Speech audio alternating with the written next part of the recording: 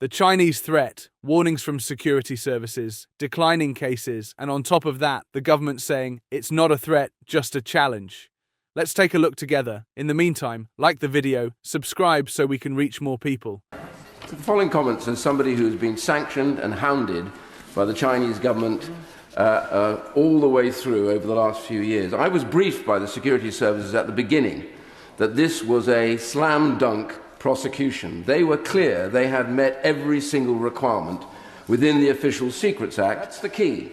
So why in heaven's name did the government not, when the opportunity arose after the audit on China, now take the opportunity to raise them up into the upper tier as they did with Russia, North Korea and Iran? The minister speaks of threats, but he doesn't say that China is a threat. He says they are a challenge. That is a ludicrous position to take. And I honestly feel today that this government has now let down the Speaker of this Parliament, who has bravely stood for people like me to protect us against the overtures of the Chinese. He's let down Parliament. Nobody knows now whether they're safe because these charges are dropped. And furthermore, it's absolutely key that until we define China as what it is, a threat, a persistent threat that targets individuals like me and others and states, then this will be a shame and a blot on our reputation as a strong state against terrorism. Well, I recognise that the Right Honourable Gentleman has, for entirely understandable reasons, a very long-standing interest in these matters. I'm afraid I don't agree with the assessment that he has just offered.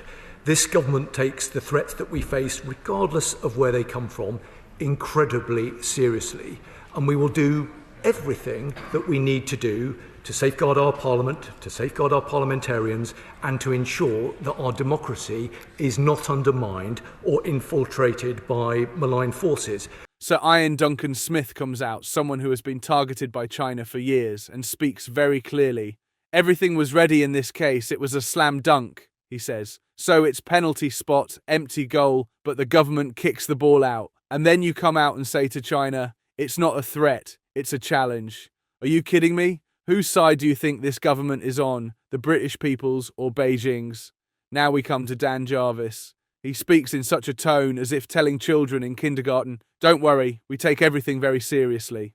Well, where is this seriousness? If you're really that serious, why don't you declare China a high-level threat like Russia, North Korea and Iran? Go ahead, write in the comments. Do you think China's threat is smaller than Russia's? The funny thing is, Starmer and his team have been preaching for years that we will stand firm, we will stand strong. But when it comes to action, it's all hot air. They did the same hypocritical thing in 2018 with the terrorist threat. It's always the same story. We understand the concerns, but we think differently. What difference? The difference is this: they don't want to touch China. Why? Because they're scared. Smith said something very true. Parliament no longer feels safe. That's the issue. There is a force threatening our democracy, and the government, instead of taking a firm stance, is downplaying the issue with word games. This was Churchill's country. To downplay a threat like China as a challenge is actually a disgrace that will go down in history. How do you think we will go down in history? Finally, let me say this. This issue is not just Duncan Smith's issue, it is all of our issue, the security of our Parliament, the honour of our democracy. But the government is passing the buck, so excuse me, but if this continues, China will have already drawn us into the game. If you also want to speak out against this hypocrisy, like the video, subscribe. Let more people hear the truth.